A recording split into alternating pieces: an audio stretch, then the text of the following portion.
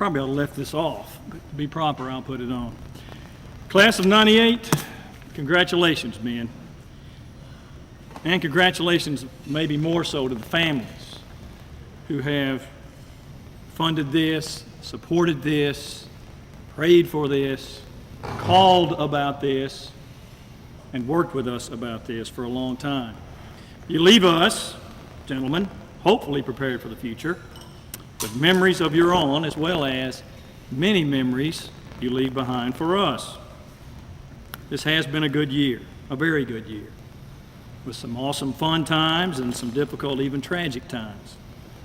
I remember in the fall of the year, as we planned the pep rally the night before the Baylor game, I was amazed at how hard people worked and how determined they were to see to it that the decoy helicopter landed just at the right time. It was amazing, probably at the expense of a lot of homework. I don't think I'm causing that. And I realized it was important for you guys to get it right. I began to realize you really cared about this school.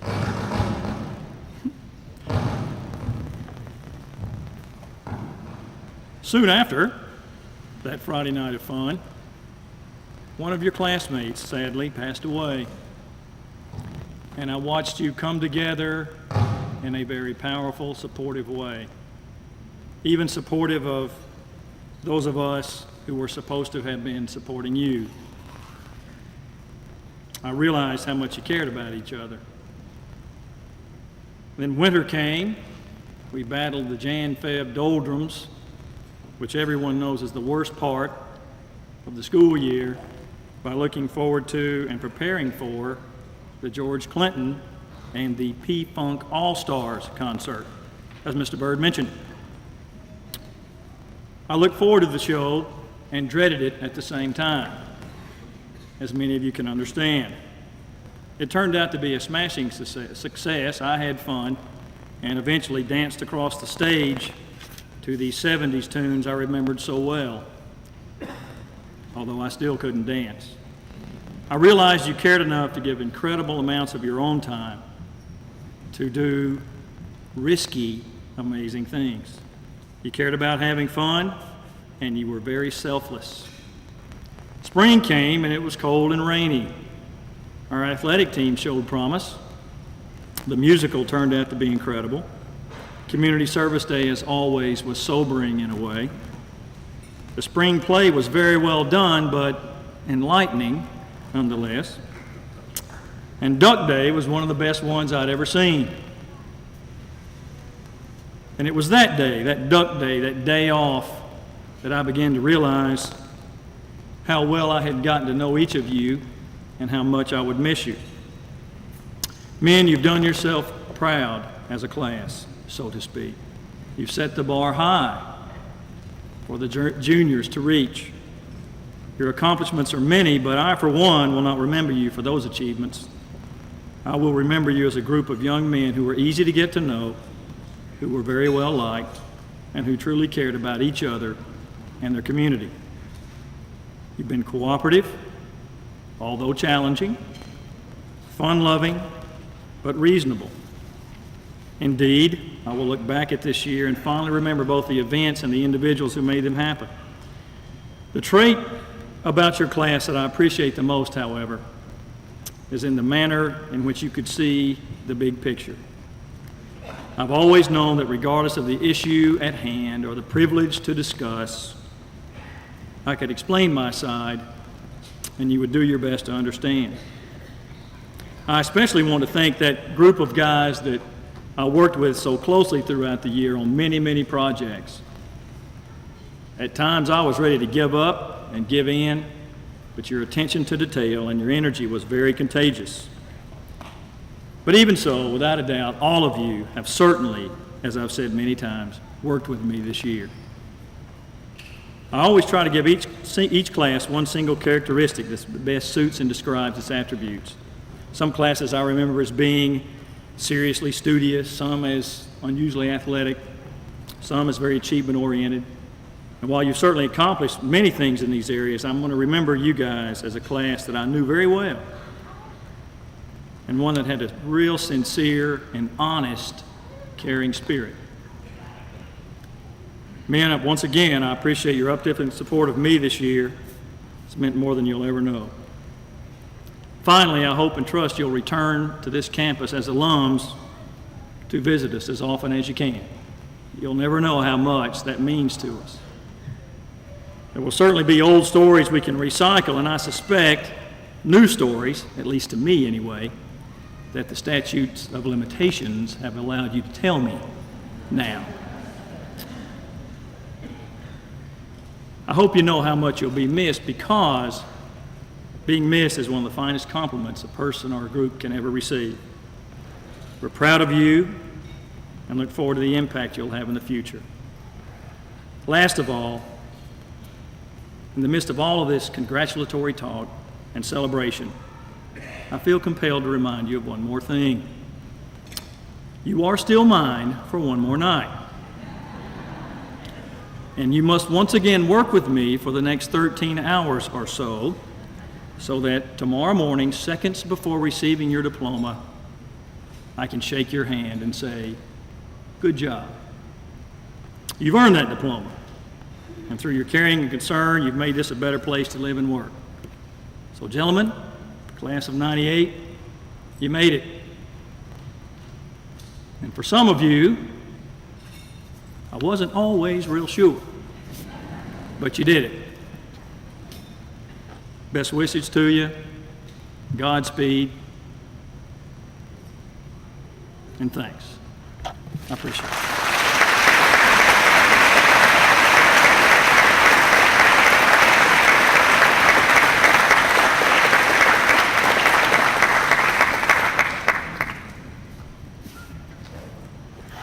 Our next speaker is the chaplain here at school, and I think this is last year here, as a matter of fact. We've seen him here for a while, seen his first son come into the world, Sam, and he's pretty old now, getting big. But without further ado, I'd like to invite Mr. Ozier to the stage.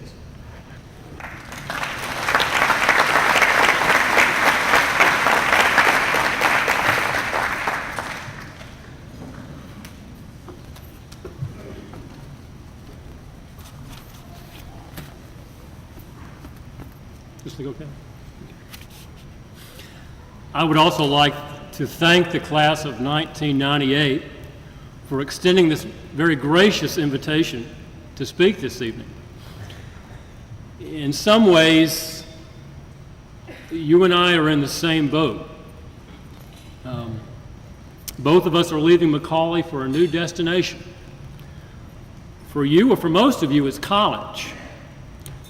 For me, it's a new career. And that being the case, it would be very easy this evening, and very appropriate, to be more than a little bit nostalgic about the times that we've shared on the Ridge. In fact, I was thinking during the service in the chapel, not for any great length of time because I was paying attention to the service, but when Alec got up to talk about the missionary committee, what had been done this year, I had this flashback, and I was thinking about how I used to always kind of hold my breath when some of you from this class would step up to the microphone in the chapel to deliver a senior talk. And then after Reagan Costello introduced Al Chapman, then I started holding my breath when the person got up to introduce the person who was going to give the senior talk that particular day. And then following Calvin's prayer at the end, I was thinking about those wonderful community prayers that Trey Meredith used to deliver during the vestry services on Sunday mornings in the chapel, and how I would always hold my breath just a little bit then, wondering which endangered species in Africa Trey would pray for on that particular Sunday, although I'm sure that the black rhinos of Africa were most appreciative. of his concern. But anyway, what I would like to do just during the next few minutes is to instead gaze into the future for just a few moments and humbly offer a few parting suggestions. If this sounds somewhat like a sermon, I apologize, but I am the chaplain, and this is my last chance. First of all, it is very natural to envision your life from this point on as a series of goals or hurdles to be cleared. Acceptance into college, which most of us have already achieved, the choice of a major, graduation, that first job, marriage, financial security, etc. But when we do that, then ultimately we end up living our lives in some imaginary future instead of in the reality and the blessing of each day. Each day is a precious gift from God. Relish it. Take advantage of it.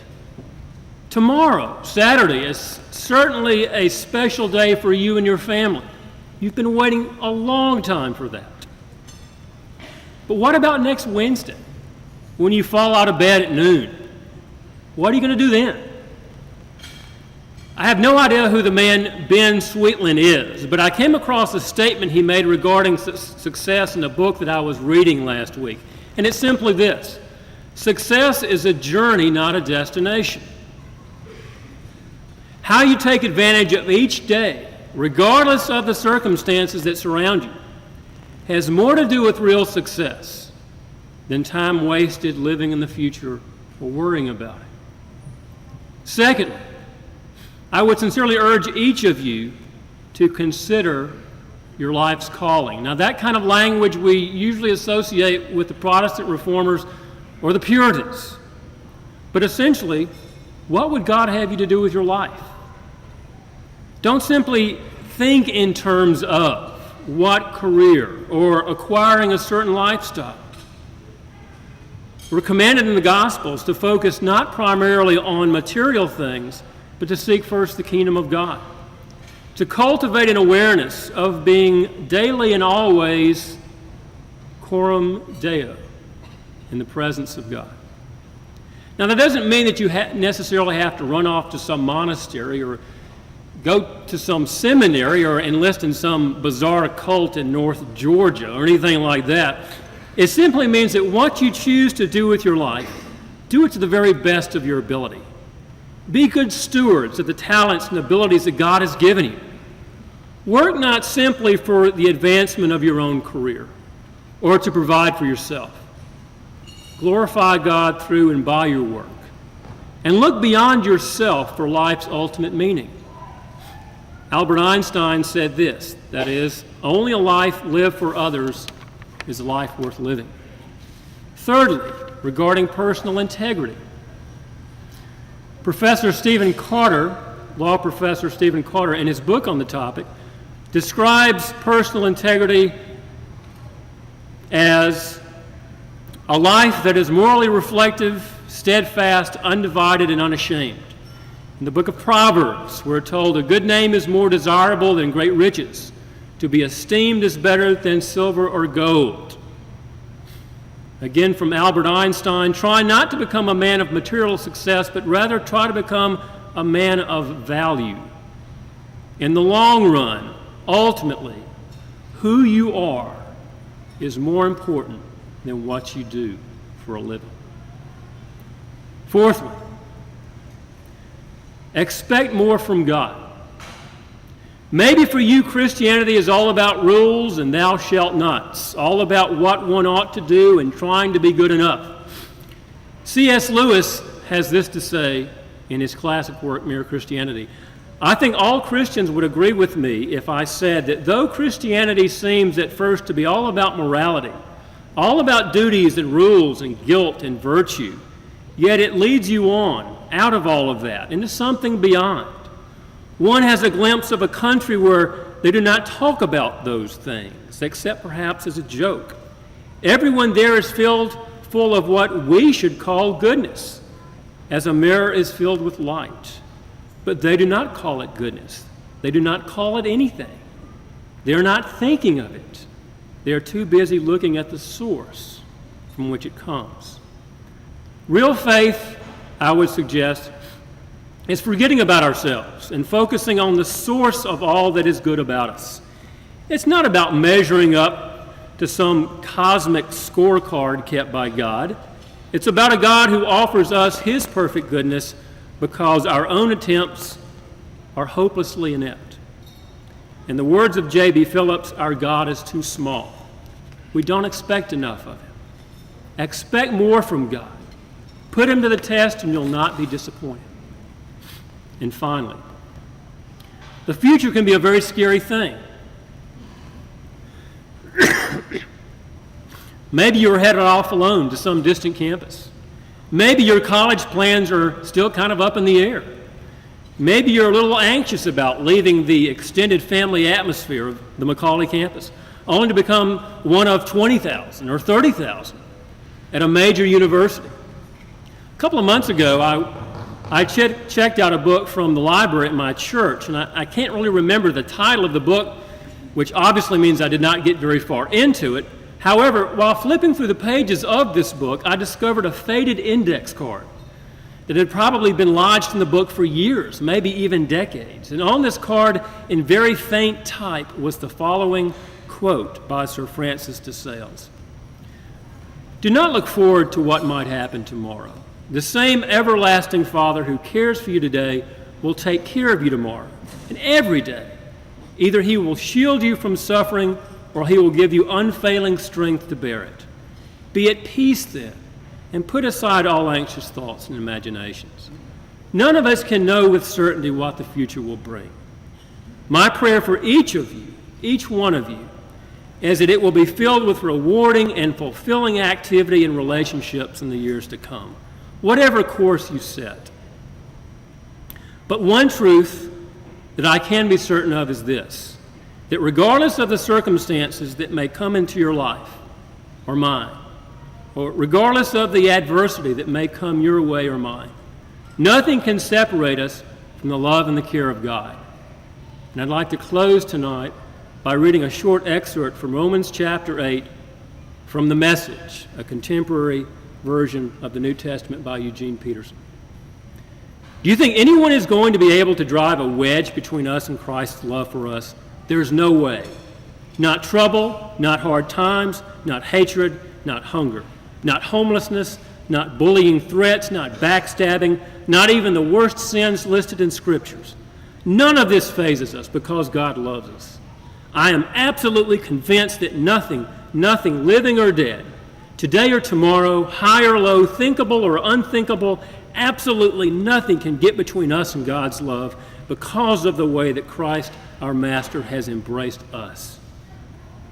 May God's closest embrace and richest blessings go with each one of you as you leave this campus and in the days, months, and years ahead. Thank you.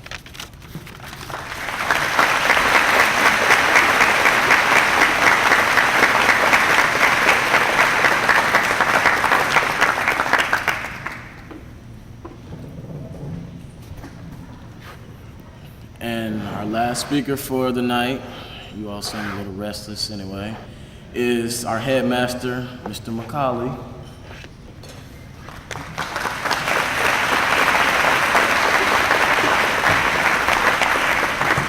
Thank you. I was not invited to do this. I come with the building.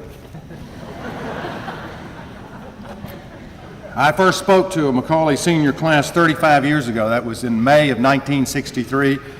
I had just come back early in the year. It was what was called, I'd been elected by seniors that year, and it was what was called the senior banquet. Those days I taught English, coached soccer, lived in a dormitory with my family. My role with students has changed considerably since that.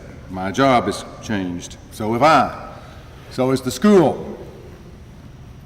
In 1963 at the senior banquet, there was no one there except the boys and their dates. They were wearing wool, military blouses, we call them, tightly buttoned all the way up to just about to the neck.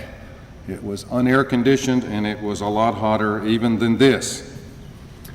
Big change. I have been here long enough to see the sons of boys I taught enter McCallie themselves and graduate. I've even seen the sons of boys that I taught become trustees, my bosses. And some are on the search committee and will be instrumental in selecting my successor. 2 generations of students, about as much as most, there's many as most schoolmasters get to see. Because of my childhood here on campus, I've known 3 generations of McCallie boys. Very unusual. There are not many of us in the United States that have had that experience. I will not be here at McCallie to see your sons. I hope to be around at reunions and around town to see what becomes of you. Some things do not change much. One of them is this speech. One of them is that we watch to see the class personality developed by a class. You haven't developed it all now. You may feel that you have, but it continues. Some are very close and have great attendance at reunions. Others seem to drift apart. They have no leaders who call or write or bring them back together. The classes who return together in large numbers at reunions are envied by all the other classes. And sometimes the person who has brought the class together is someone who has not been the president of the class, even been in Keokau or TEPS or anything else. There are leaders that emerge, and I hope there are some in yours, new leaders. An interesting question will be, how much has the school changed in 10 years or 15 or 20 or 30?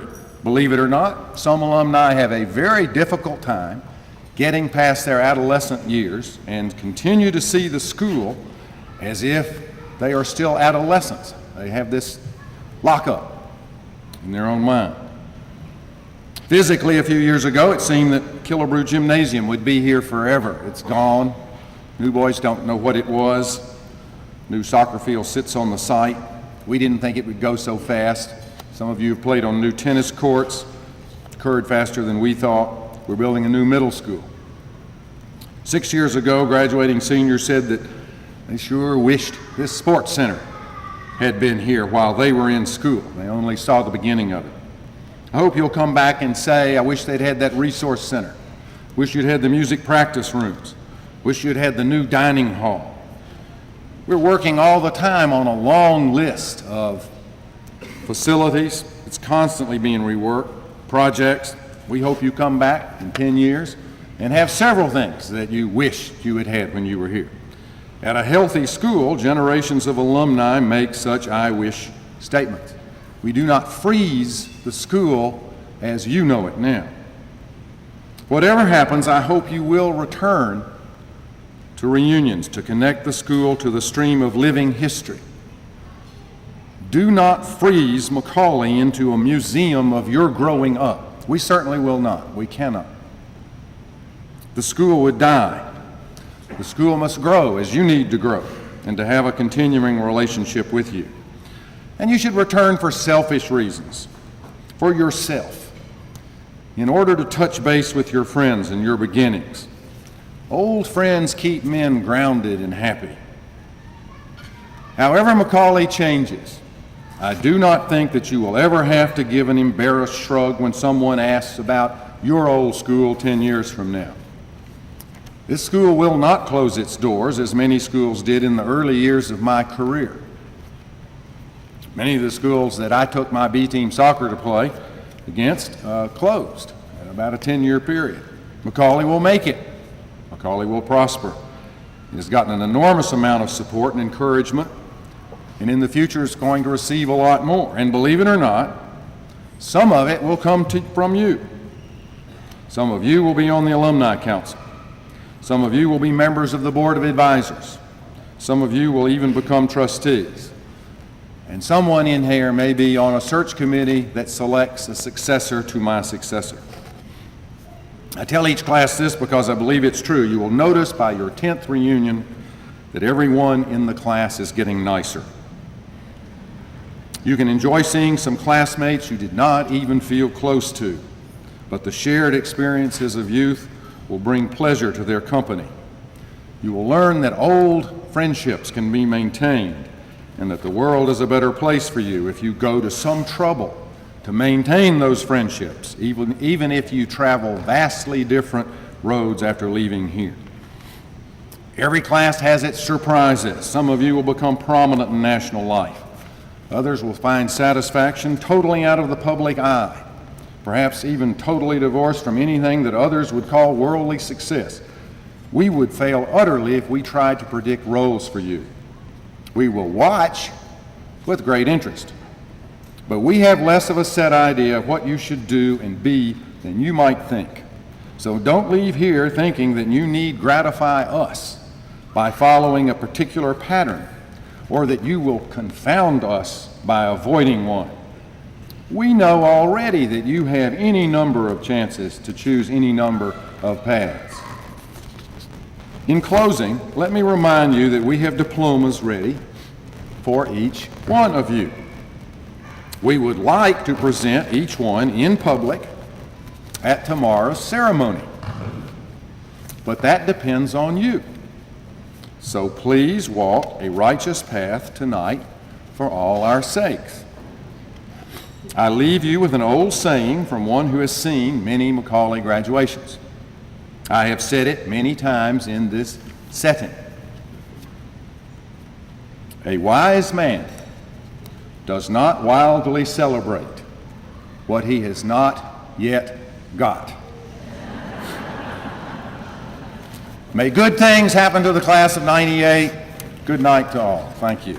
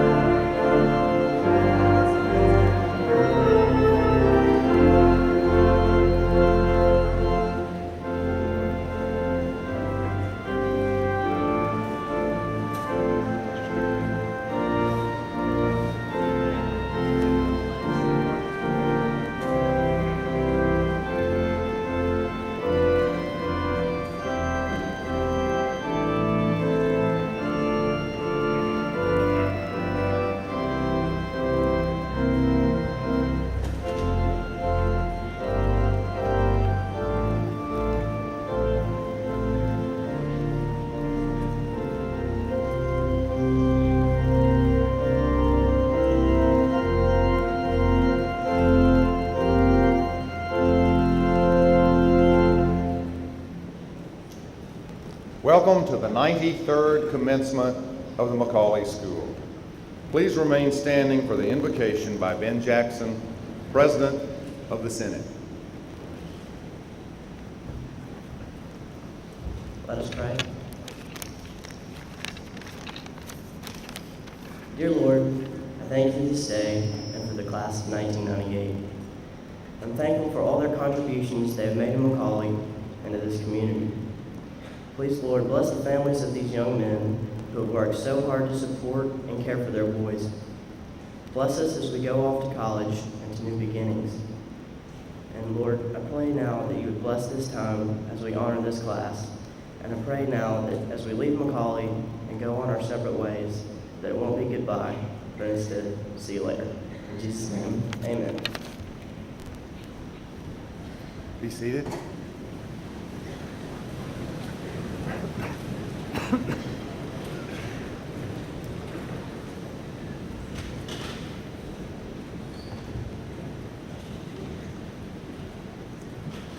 For those few who are still standing in their wonderful seats in the bleachers, this in the stand.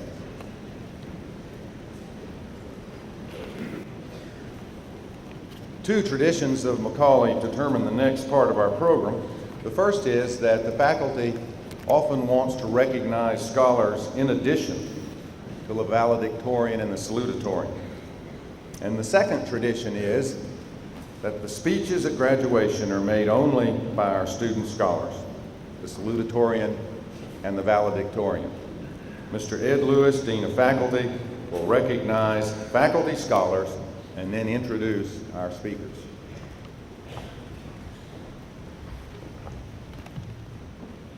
Each year we are faced with the very difficult but gratifying task of selecting the top 2 academic performers of our graduating class. This faculty is justifiably proud of the many students in this group who have excellent scholastic records, any one of whom could be chosen to represent their collective scholastic achievement. This year, in addition to the valedictorian and salutatorian, the faculty has named 3 members of this class as faculty scholars and representatives. We are especially proud of Ian Baker. He has not only distinguished himself here at McCallie, but has also received international recognition by winning the bronze medal at the International Chemistry Olympiad last summer.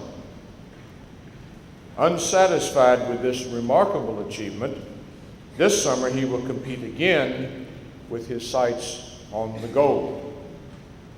Ian was the captain of our National Science Bowl team, which placed 5th in the nation this year.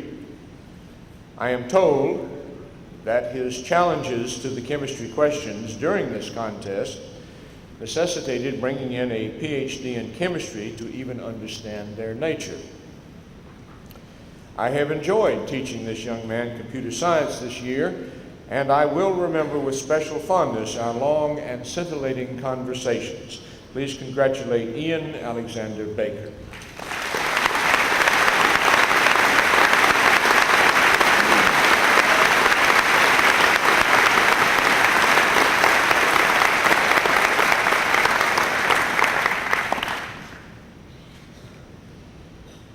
John Bell will enter Vanderbilt this fall as the winner of the Dean's Select Scholarship. In addition to maintaining excellent averages in his courses, he has completed the rigorous requirements for Eagle Scout. He was co-captain of this year's state champion swimming team. Even more impressive is the extensive list of volunteer work in his church, in his community, and abroad. He has helped us greatly by serving on the student interview committee for prospective faculty, a position of great importance and responsibility. John Frederick Bell.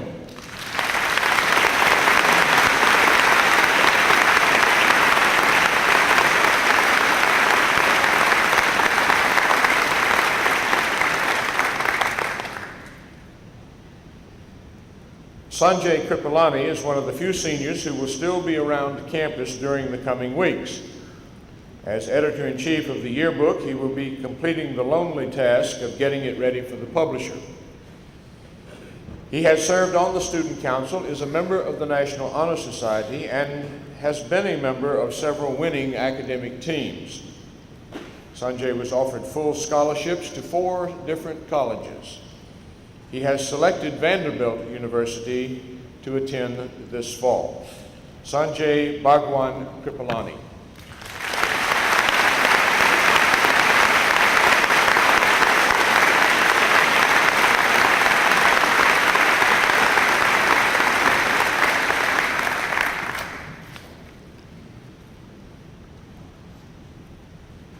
And now let me introduce our salutatorian. Patrick LaRochelle may have been at McCallie School longer than anyone else in his graduating class.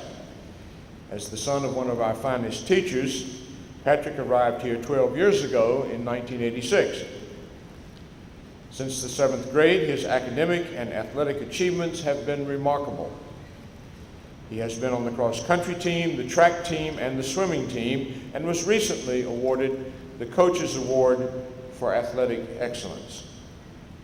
He is an advanced placement scholar, a National Merit finalist, and has recently been named as a Presidential Scholar. During our recent award days, Patrick received the Walker Casey Medal for Religious Leadership and also McCallie's highest student award, the Grayson Medal. Please welcome our salutatorian, Patrick Charles LaRochelle.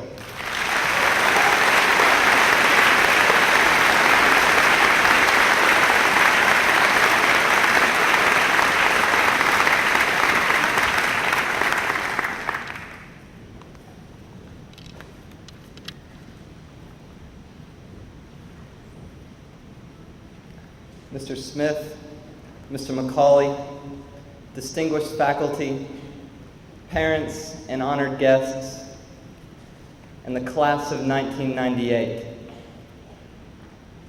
For 6 years, I have had 116 brothers.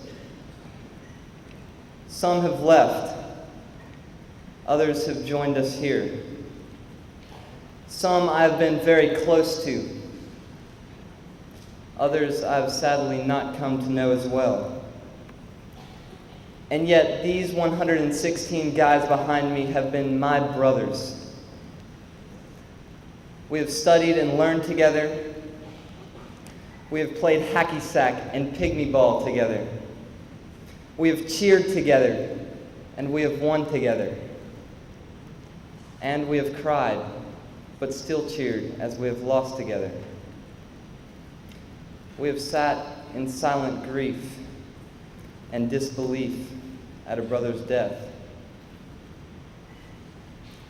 And we have laughed in joy when we have been blessed. And now we leave together. So how do I pay homage to this class that has meant so much to me? The McCallie class of 1998 is one of those things that cannot be summed up in one word or in a phrase. A stereotype will not suffice. You cannot look at this class as a whole and describe it with an adjective. Instead, our gaze must go deeper.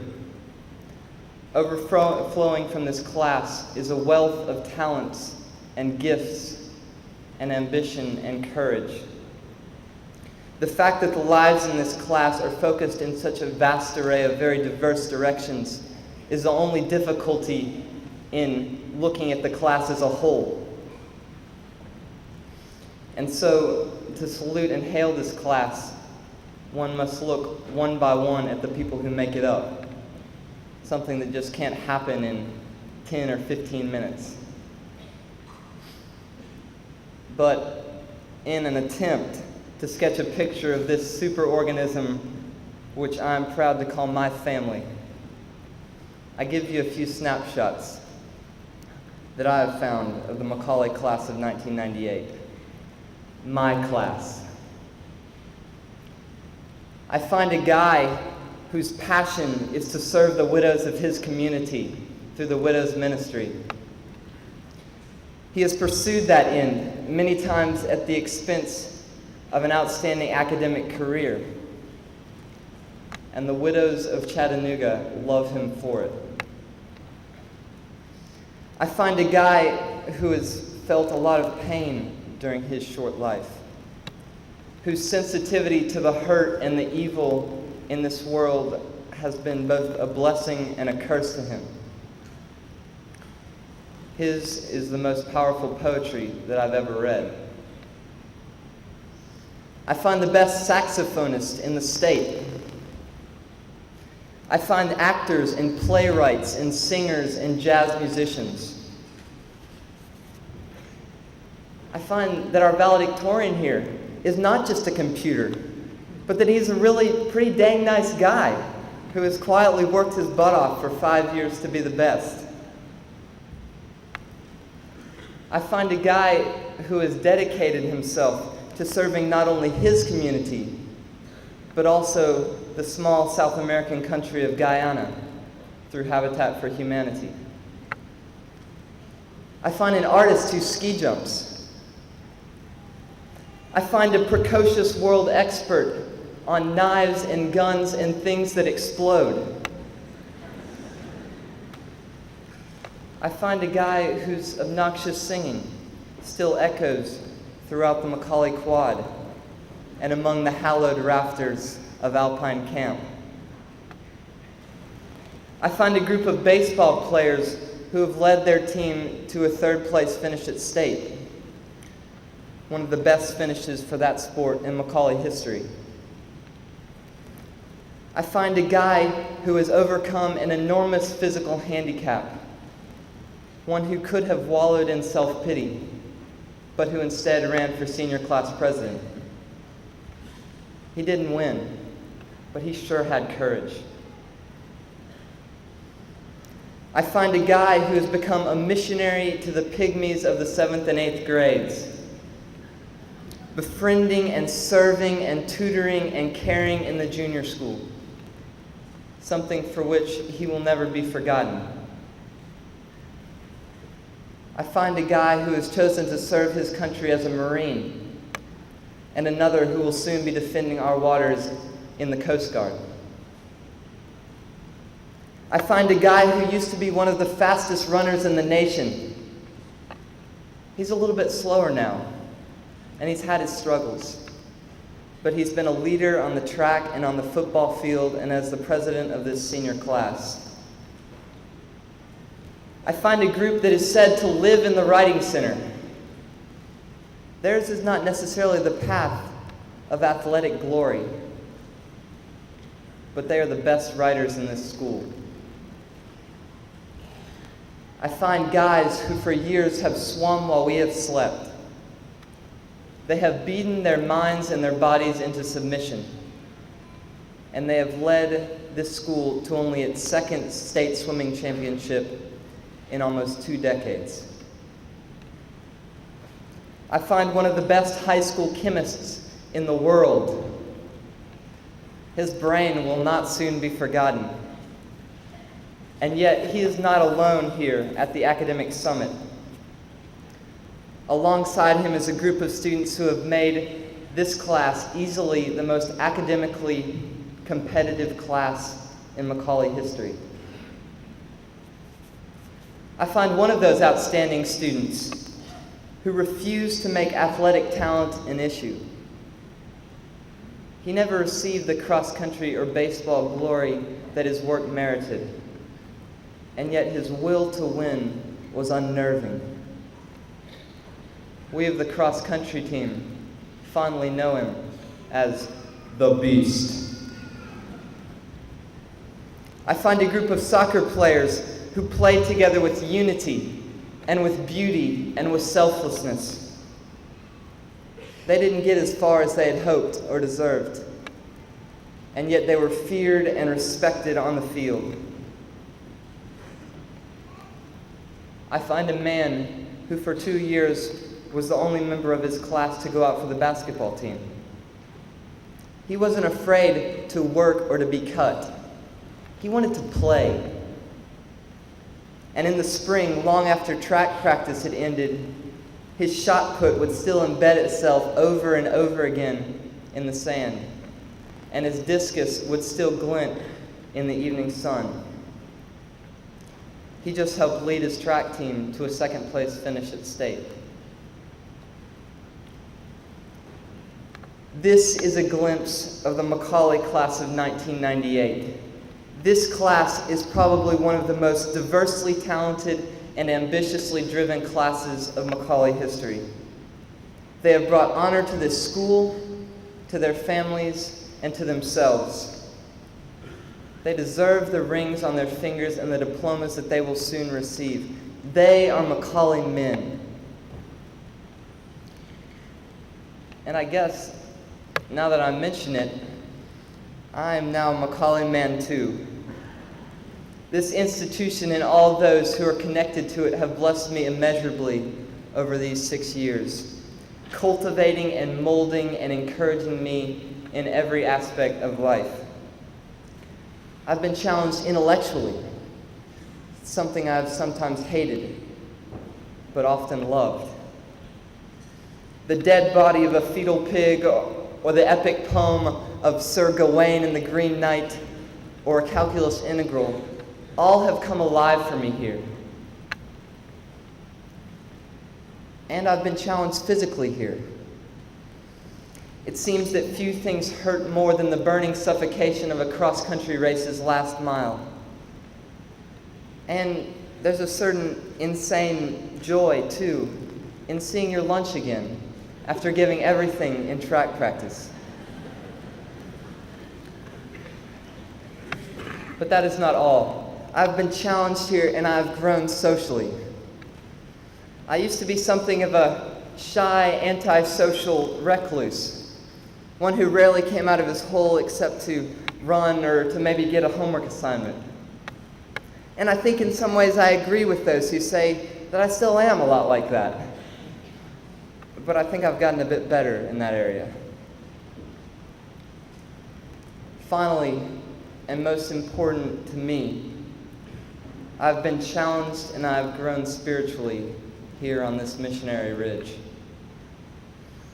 Everything that has happened here, the lives and chapel talks and friendships of seniors when I was an underclassman, the stress of school, a very disappointing junior year of running,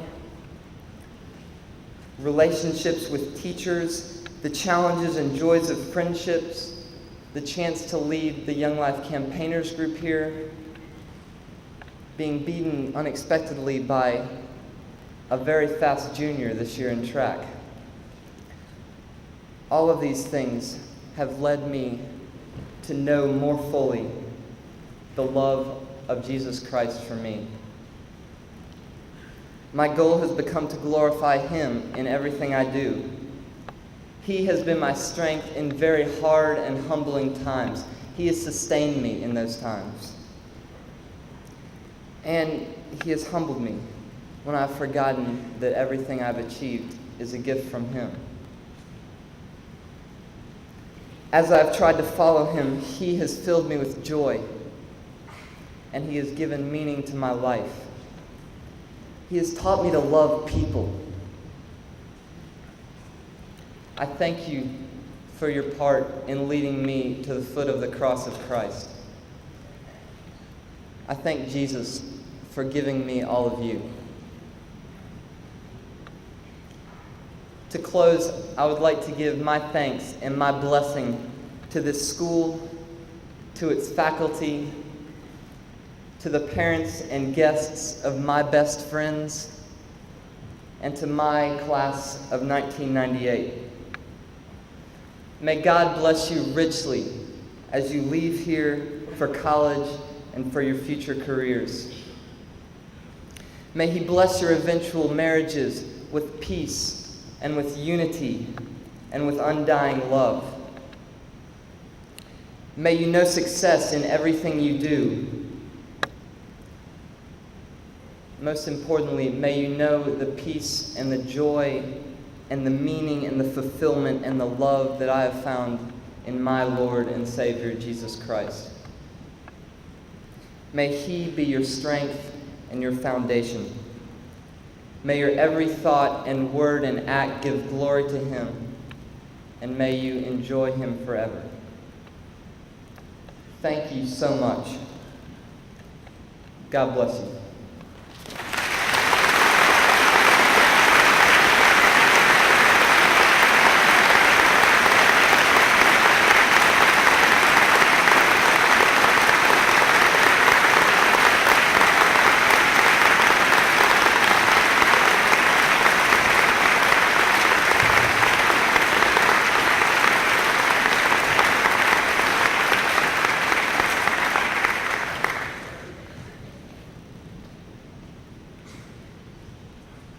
The valedictorian of this class is Vivek Chandran.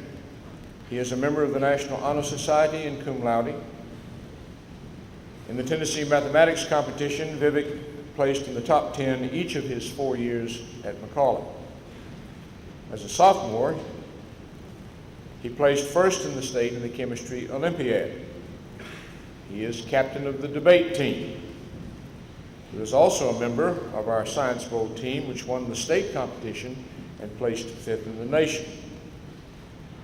I remember with great pleasure being Vivek's AP Computer Science teacher when he was a 9th grader.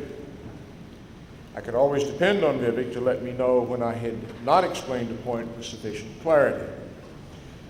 Vivek plans to major in computer science at Cal Tech. Please welcome our valedictorian, Vivek Mahendra Chandran.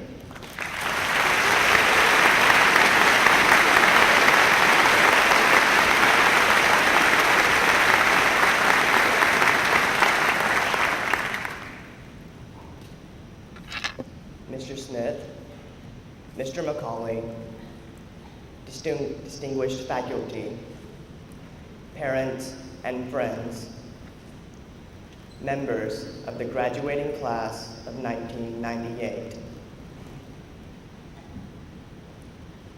Creativity can be fun and engaging, so let's get down to it. Through the course of my ramblings about the McCallie experience, I'd like to cover the following 3 points.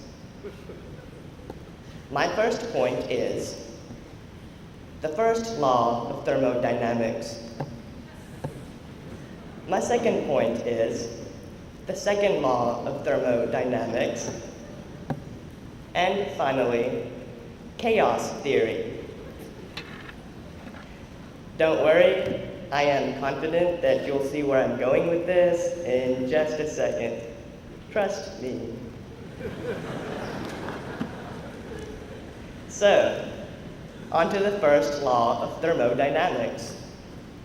This fundamental law of physics and chemistry says that the change in internal energy of a system is equal to the heat added to the system along with the work done by the system. Now, it's not really important that we know what this means right now, because my point is this. All of us here in the graduating class have gained much from our years at McCallie, both from the work we ourselves have put into our achievements and from the extraordinary efforts and care by our teachers and parents. I remember my first day of classes 4 years ago. That morning, I was toting around 30 pounds of books and carrying my daily schedule. Mr. Newberry had been a great help to me through all the admissions process, and he has continued to help me out through the years. I went to his office that morning, and he helped me figure out the McCallie schedule. Schedule? I'll go ahead and talk about that now, but it really falls more under my third point, chaos theory. So anyway, Mr. Newberry was helping me understand that first period did not necessarily mean 8 o'clock first period, but rather maybe 2:17 first period. Daily schedule. Yeah, right. Besides that, what I remember about that first morning is Mr. Newberry telling me about my teachers. Some of them had even taught him. And he told me how lucky I was to have veteran teachers such as Mr. Padicky and Mr. George. He was right. Mr. Padicky taught me how to factor polynomials effortlessly, and Mr. George set me going on the road to writing. Until the end of that 9th grade year, I wondered when I would ever learn to write a good essay. And of course, all my English and history teachers since then have pushed me to become a more effective writer. I can't thank them enough for unlocking the power of language to me. Even outside the classroom, the McCallie environment has been supportive of our intellectual development. I remember my friend Jonathan Buchanan writing a poem one afternoon. Something about the desert and tumbleweeds. Then there were my discussions with Ian Baker. Like the time he explained entropy to me in terms of a differential equation. I think it's all the little things that have filled out these past few years, beyond excellent teaching in the classroom. I would say that this school has provided the opportunity to maximize our development, or increase our internal energy, if you will. That brings me to the second law of thermodynamics. This law says that entropy, or disorder, in the universe increases over time. One thing we have learned from our high school years is to think. Not just regurgitate facts, but actually synthesize ideas and concepts from that information. As we learn to think for ourselves, it is inevitable that as time goes on, we are going to stray from the beaten path. Of course, teachers in all subjects have to make sure that we know the basics, but at the same time, they make sure that we can analyze math problems on our own, or put together an essay based on historical trends or literary text. We cannot work with and interpret Hamlet or the 9 Circles of Dante without learning to think in the process. So thinking is one way in which entropy has increased. Besides that, of course, there's the fun of our high school days, and there's been plenty of fun. I know I probably don't sound all that enthusiastic right now, but really, it's been great. From the ball games and the excitement of Baylor McCallie Week, to the pickup games of Ultimate Frisbee, to the everyday joking around. It's been fun. And speaking of fun, that brings me to my final point, chaos theory. Now, to be honest, I really don't know much about it. Sure, I've picked up bits and pieces of it, but I don't know much about chaos theory. However, I think what I have to say relates to it, somehow. When we look back over the last 4 years, we see the overall picture, and we see the end result. All the little things that have happened, all the single homework assignments and all the individual games, they don't seem to matter, and yet they all still have had at least some effect on the final outcome. There have been the wins and triumphs, and there have been the defeats. Some things have been so close to going one way or the other that the unique human emotion called regret for what might have been, really kicks in. Someone earns an 89 on a test instead of a 90. My friend, Mark Lauder, was telling me about the crew team's recent loss to Baylor in the Raoul Cup race by 1 foot. 1 foot out of 1,500 meters. McCallie Science Bowl team recently went to the national competition in Washington, D.C. and won 5th place. We lost that last round by 1 question. 1 question. My point is that while the little setbacks can make a difference, sometimes the loss of a winner's spotlight, we have to remember that in the long run, those setbacks don't matter all that much. Sure, the crew team lost to Baylor by 1 foot, but so what? Everyone knows that with 1 more power stroke here and 1 less there, McCallie would have won. In other words, everyone intuitively knows that both teams are equally matched. We have to remember that little setbacks do not cancel out all of the many gains we have made.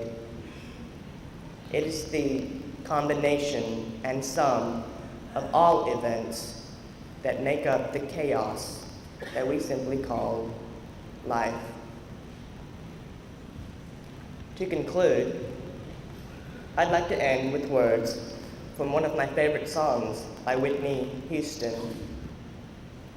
I believe she sang it at the '88 Olympics, and it conveys the end result of everything that has happened in the past 18 years. Give me 1 moment in time when all of my dreams are a heartbeat away, and the answers are all up to me. I think those words really capture the emotions of all of us graduating here, now, finally. And 1 last sentence. We, the graduating class of 1998, have successfully completed our chapter of the McCallie experience, and we are ready to pursue excellence in whatever fields we choose. Thank you.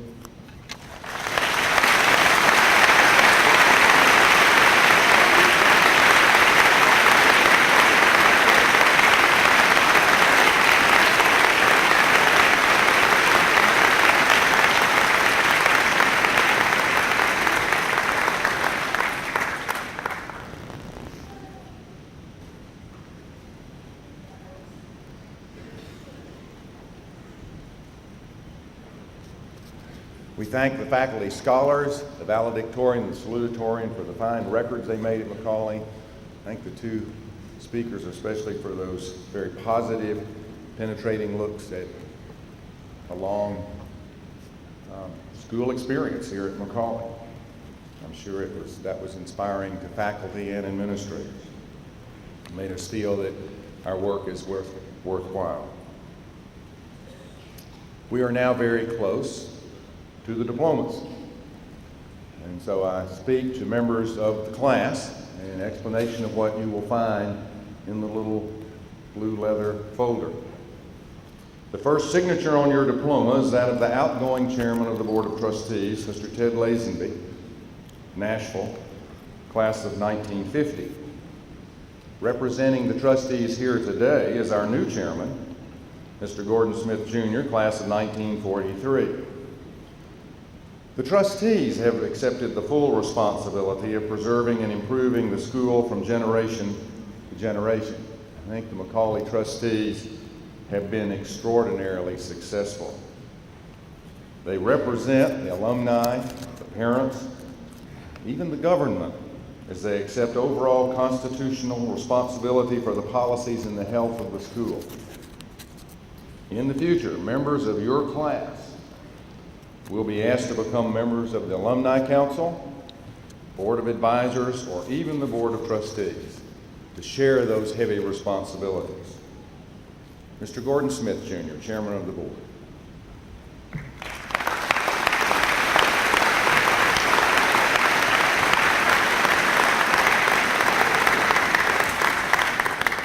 Mr. McCallie, I thank you very much. On behalf of our Board of Trustees, this is a wonderful expression of what we've been all about, but maybe didn't realize how complex it had become, how advanced their studies had become, thanks to the leadership of fine faculty, for curriculum, and for all those things. But an official act today, as you graduate, is to welcome you to our great Alumni Association.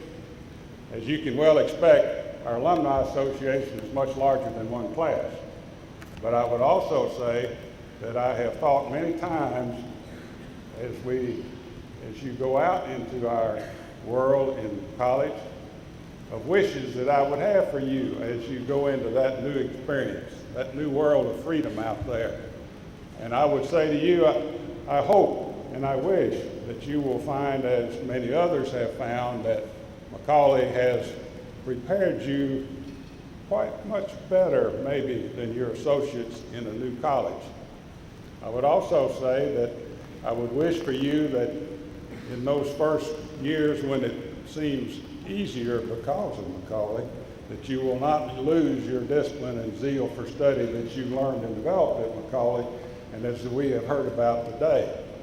I know there have been many times that I have spoken with faculty and said, my goodness, you're teaching these things at McCallie that we didn't hear about until sophomores or juniors, and even my son yesterday said it was senior year at Oklahoma University before he got into some of the things that he had learned at McCallie. So our wish and congratulations go out to you, our appreciation to the faculty and staff that make all this possible. I would wish too for you young men as you expand your world and that you will meet others who have the seal of McCallie, bearing those words, honor, truth, and duty, that they will form a foundation on which you may develop new friendships, new burdens, new responsibilities that will benefit your life. And certainly I would share one more wish from the words of Charles Dickens and his immortal character Tiny Tim. May God bless us, every one. Thank you.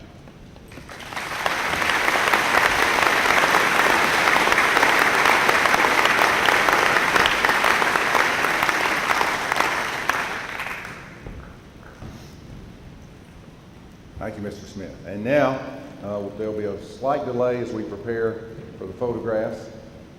And those of you who are still standing in the back, there are great seats on either side. This would be a good time to come down the side aisles and go up into the stands if you like.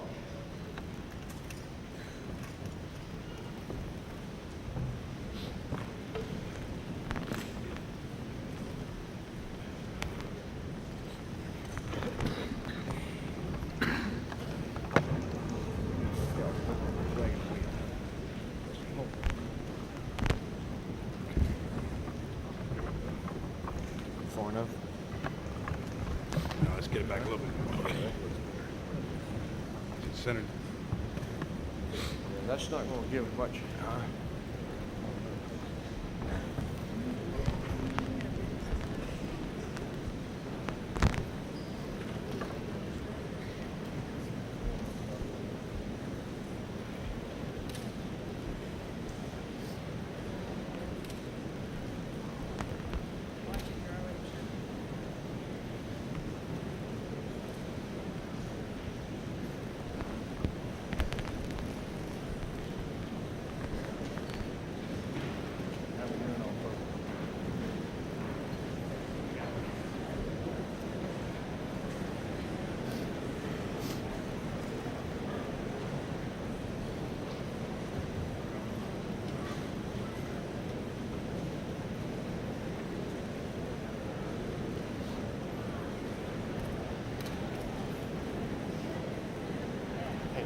Hoffman, can we move this out just a little bit?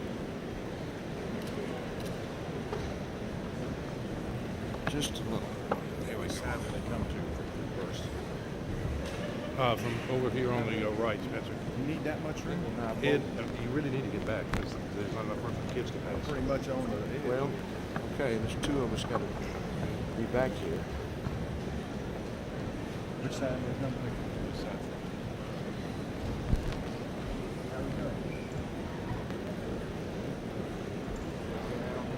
Okay, we ready, folks? Yep.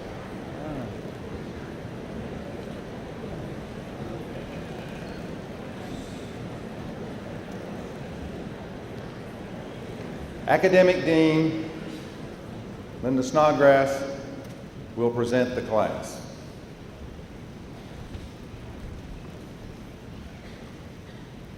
Mr. McCallie, Mr. Smith, I present the class of 1998 for graduation.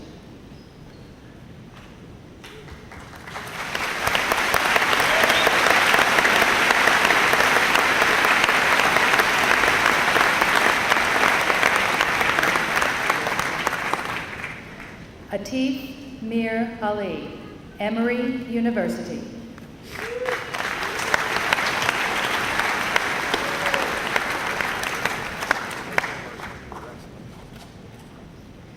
Tony Sam Ankar, Vanderbilt University.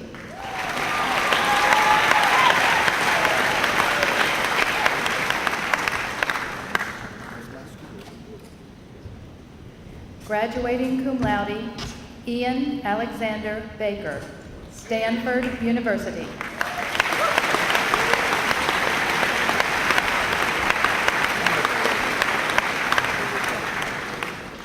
Graduating cum laude, John Frederick Bell, Vanderbilt University.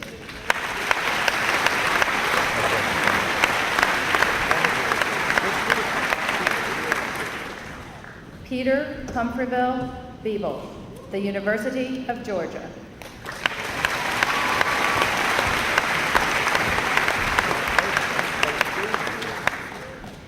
Martin Zane Birdwell, Sanford University.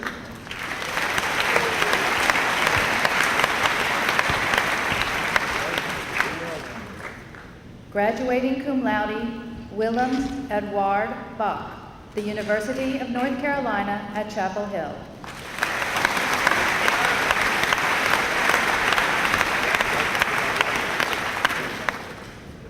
Andrew Burton Boyles, Georgia Institute of Technology.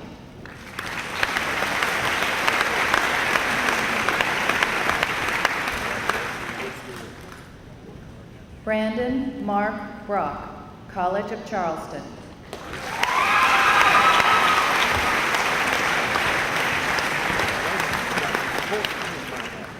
Graduating cum laude, Truman Wyatt Brooks III, Vanderbilt University.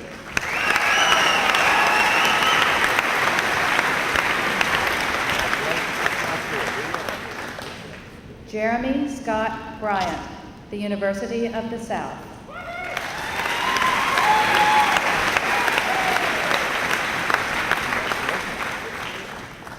Graduating cum laude, Jonathan Andrew Buchanan, Washington University.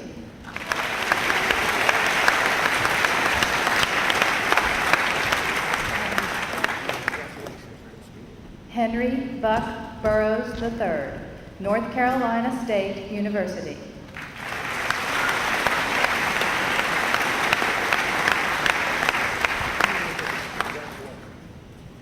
Bradley Whitcomb Busby, Auburn University.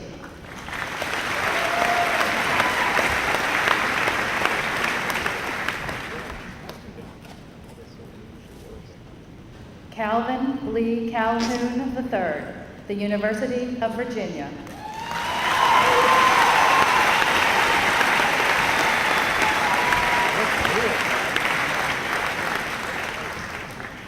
Wesley Sanders Camp, Vanderbilt University.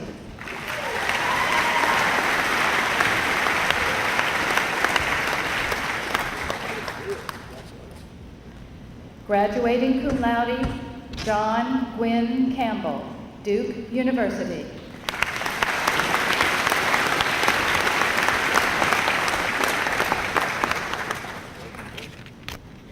Matthew Sanford Carroll, the University of Tennessee at Chattanooga.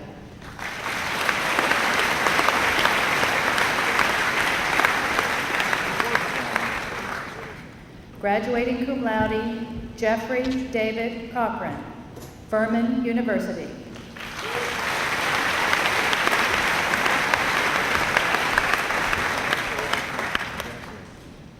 Graduating cum laude, Vivek Mahendra Chandran, California Institute of Technology.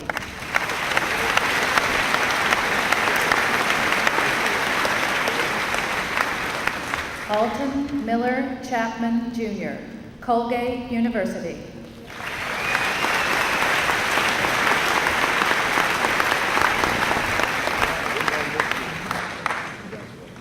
Graduating cum laude, Benjamin Lipscomb Cheek, Bucknell University.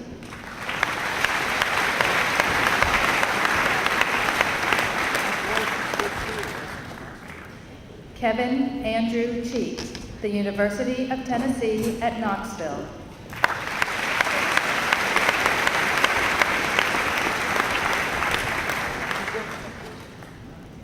Scott Glassell Commages, Louisiana State University.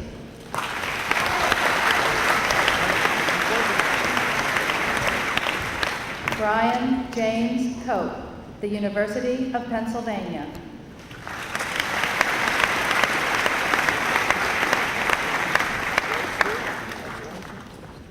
Reagan Ashley Costello, the University of Mississippi.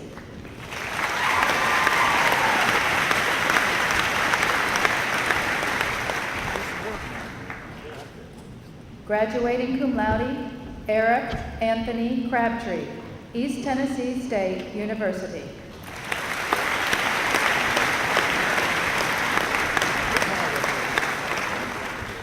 Jeremy Crew, Kalamazoo College.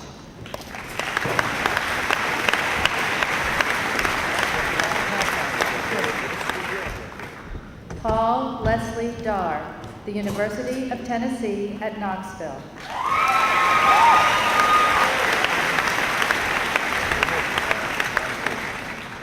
Bradley Carl Doyle, Furman University.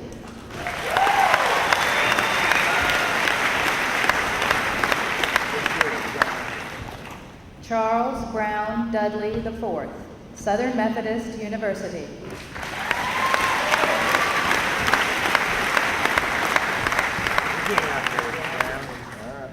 Daniel Kane Durham, the University of Tennessee at Knoxville.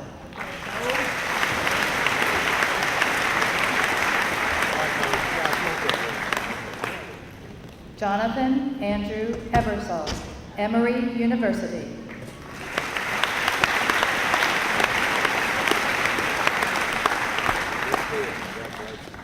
Douglas McKinney Elkins, Davidson College.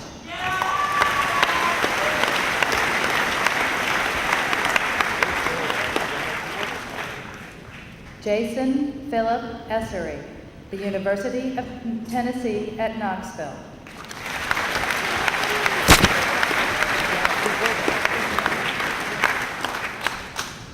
Matthew David Fitzgerald, Kalamazoo College.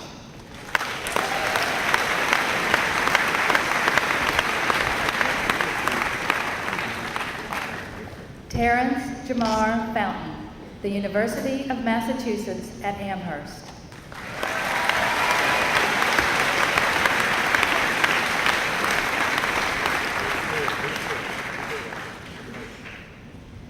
Robert Adam Francescan, the University of Tennessee at Chattanooga.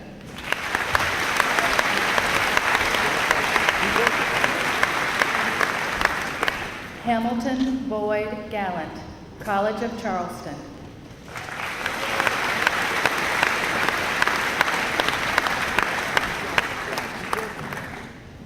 Gabriel Lenore Gamble, the University of Georgia.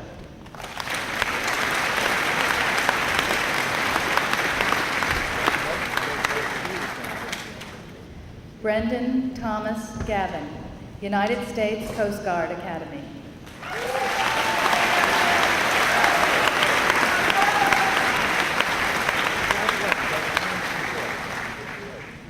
Nathan Scott Gray, Trinity University.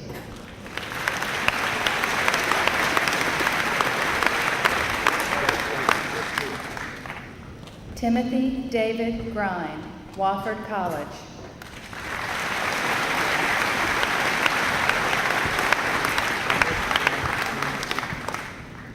Robert Patrick Hagan II, the University of Georgia.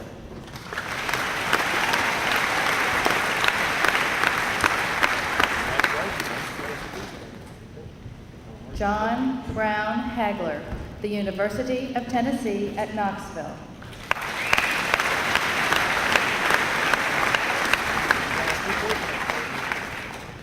Benjamin Lacey Hall, the University of Tennessee at Chattanooga.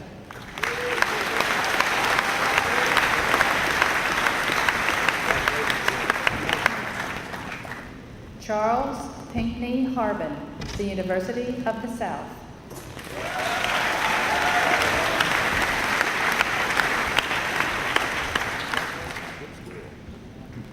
Jacob Welchel Hardesty, Ithaca College.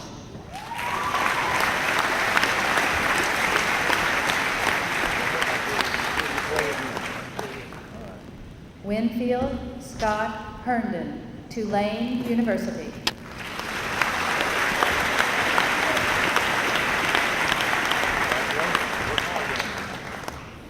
Zachary Paul Hickson, the University of Tennessee at Knoxville.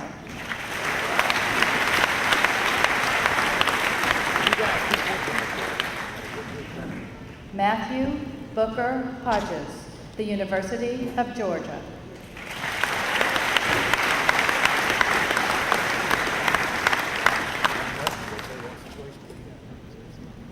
Coy Dean Isaacs, Florida State University.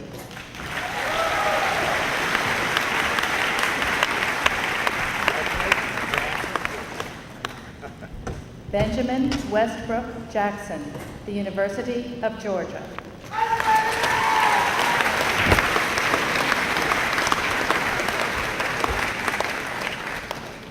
Kurt Michael Johnson, the University of North Carolina at Chapel Hill.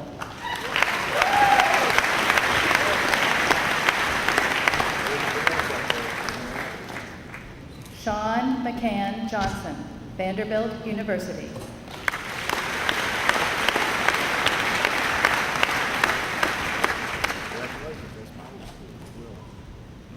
Daniel Kelly IV, North Carolina State University.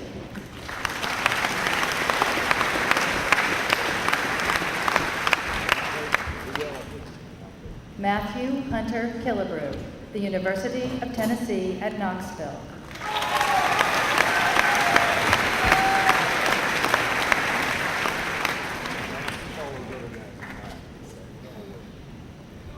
Graduating cum laude, Sanjay Bhagwan Kripalani, Vanderbilt University.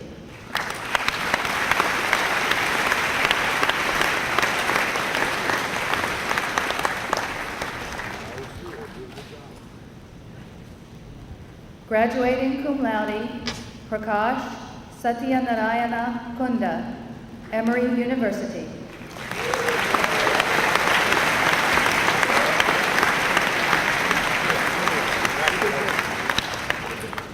Graduating cum laude, Patrick Charles La Rochelle, Rhodes College.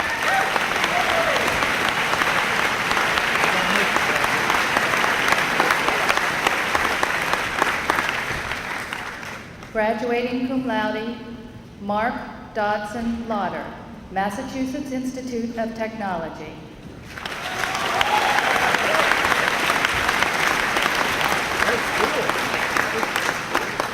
Graduating cum laude, Sean Patrick Leather, Washington University.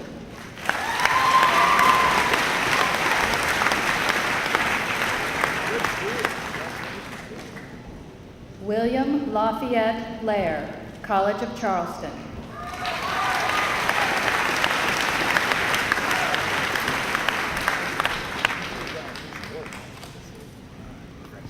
Patrick Haynes Lowry, Millsaps College.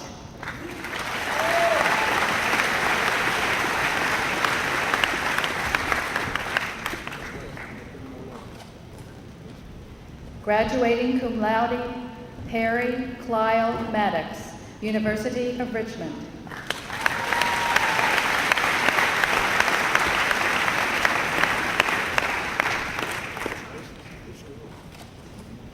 Stephen Hancock Martin, Webster University.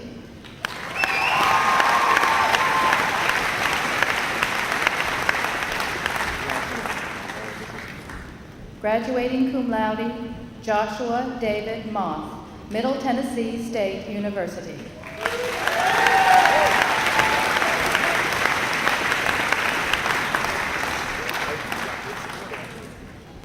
Graduating cum laude, Roger Earl McCarver III, Columbia University.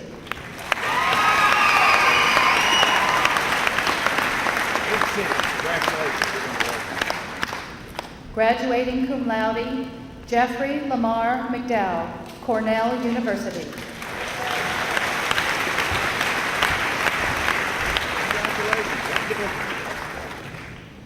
James Alistair McKenzie, the University of Central Florida.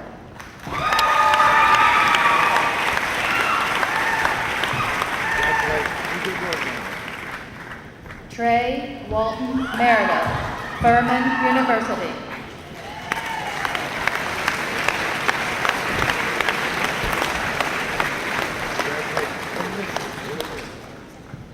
Graduating cum laude, Omar Naveed Minhas, Vanderbilt University.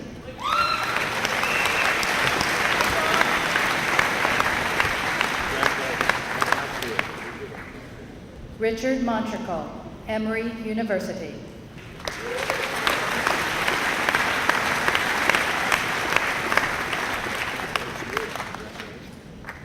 Graduating cum laude, Jesse Daniel Moore, Furman University.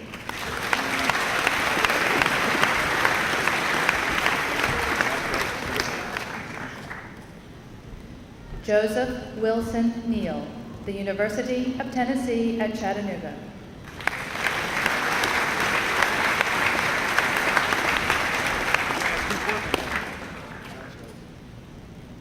J. Hyun Oh, Franklin and Marshall College.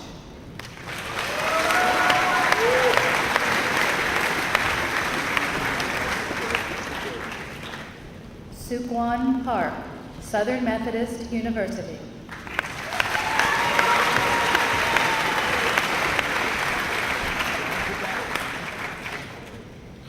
Adam Shane Parker, the University of Tennessee at Knoxville.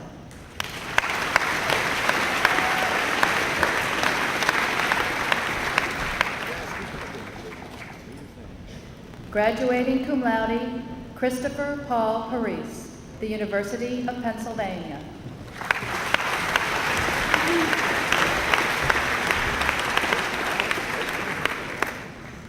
Bradley Scott Pate, the University of Tennessee at Knoxville.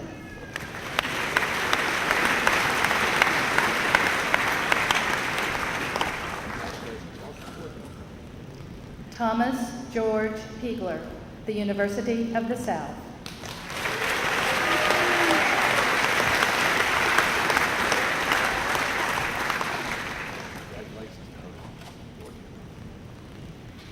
Nathan Tyler Qualls, Tennessee Technological University.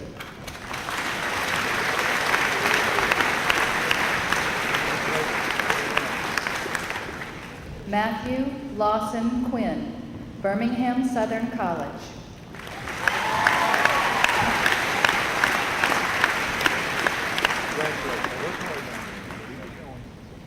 Joseph Matthew Rabel, the University of North Carolina at Chapel Hill.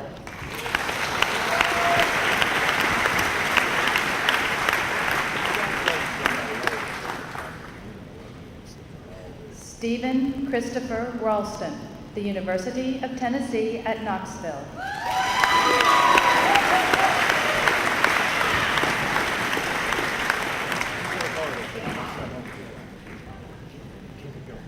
Brandon Lee Reynolds, the University of Georgia.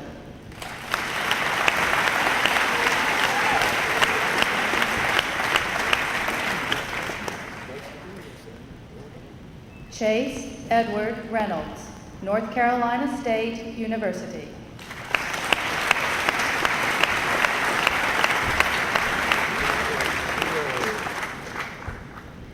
Lyron Gerard Richards, Colgate University.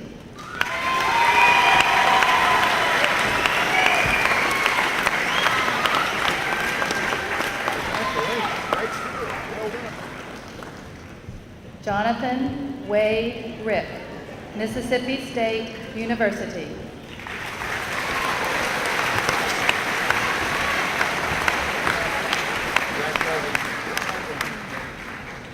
Graduating cum laude, Dustin Philip Rowland, Vanderbilt University.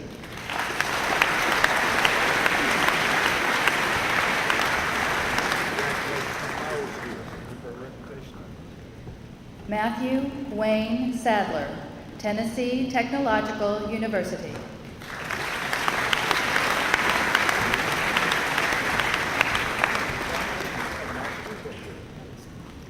Curtis Robert Eugene Seegers, Georgia Institute of Technology.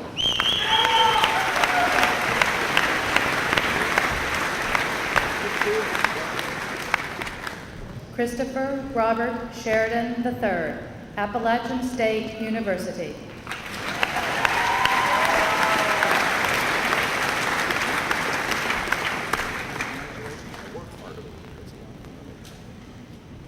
William Quinn Smith, Southern Methodist University.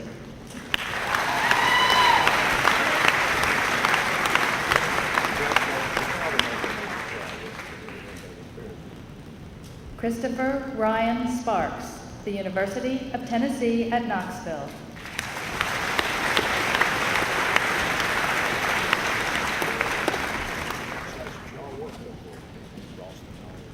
James Douglas Stanko, the University of Tennessee at Chattanooga.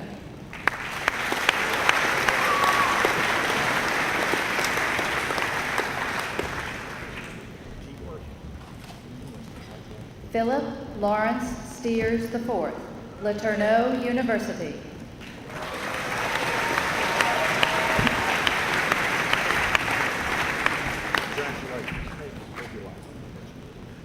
Chad Allen Steiner, American University.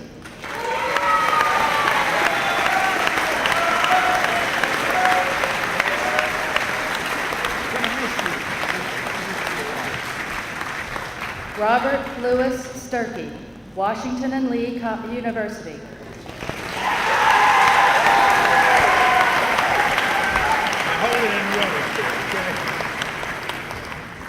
Howard Graham Swafford III, the University of Tennessee at Knoxville.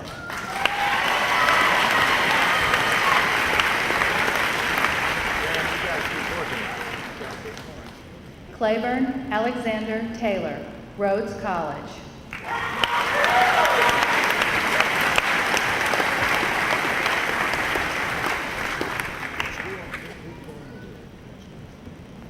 John McWigan Thompson, Dickinson College.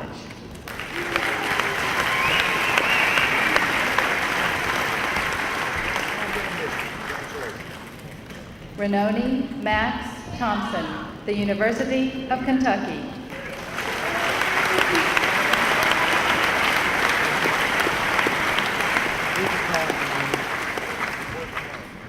Rodney Holt Thompson II, the University of Tennessee at Knoxville.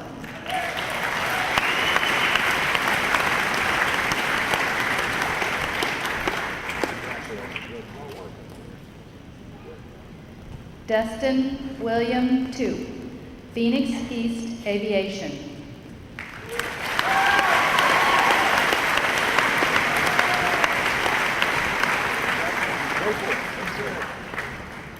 Graduating cum laude, Kevin Douglas Trumpeter, Northwestern University.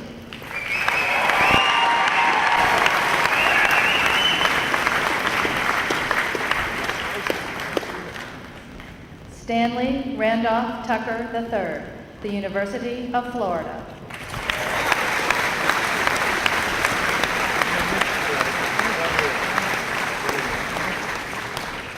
Alexander Patrick Watlington, Georgia Southern University.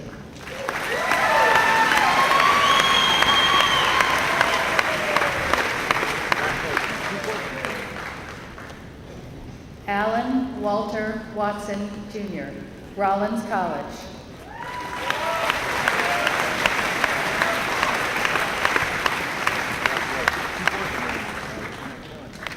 Dustin Travis White, Appalachian State University.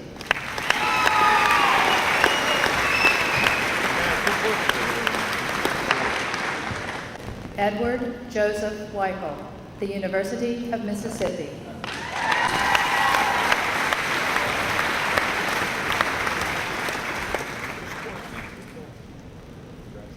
Joseph Keith Wilcher, the University of Tennessee at Chattanooga.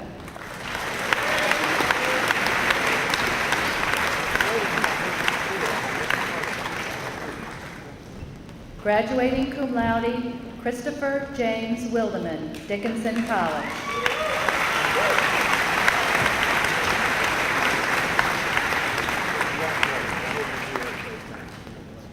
Charles Jason Wilson, Southern Methodist University.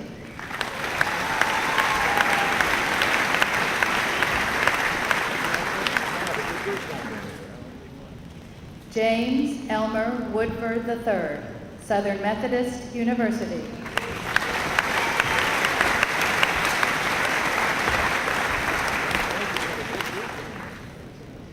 Brian Arthur Weicker, Vanderbilt University.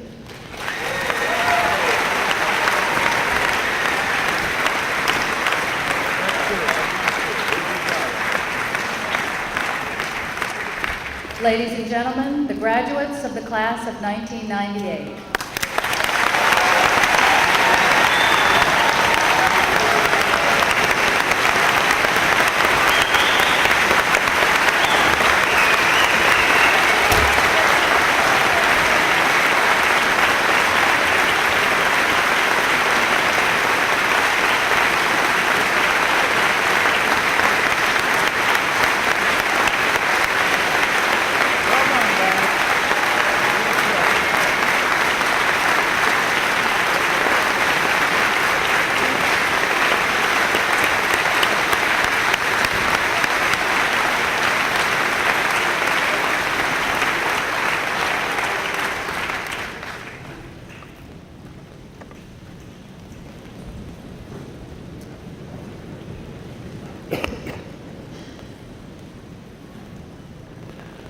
We have only one announcement, and that is that there are refreshments in the lower forum of this building immediately after this ceremony. To the new alumni, McCallie is proud to have you as alumni. Parents, we thank you for letting your sons come to McCallie, and our best wishes go with the graduates and their families. And now, please rise for the closing prayer by Brown Dudley, President of the Student Council, and please remain standing for the recessional.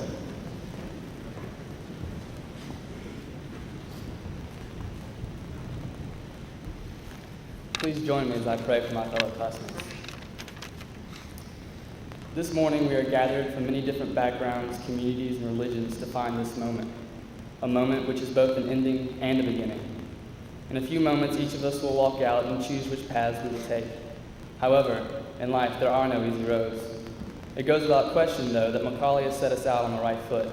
Now, our McCallie past and present merge in the future, a future that each and every one of us face with great hope.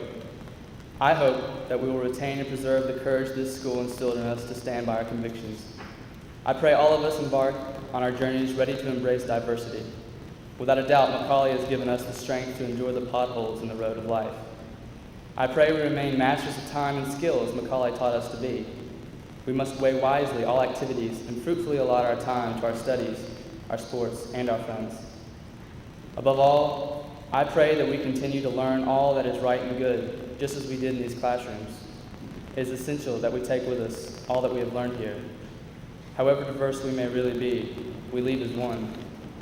Today, we leave as McCallie graduates. Amen.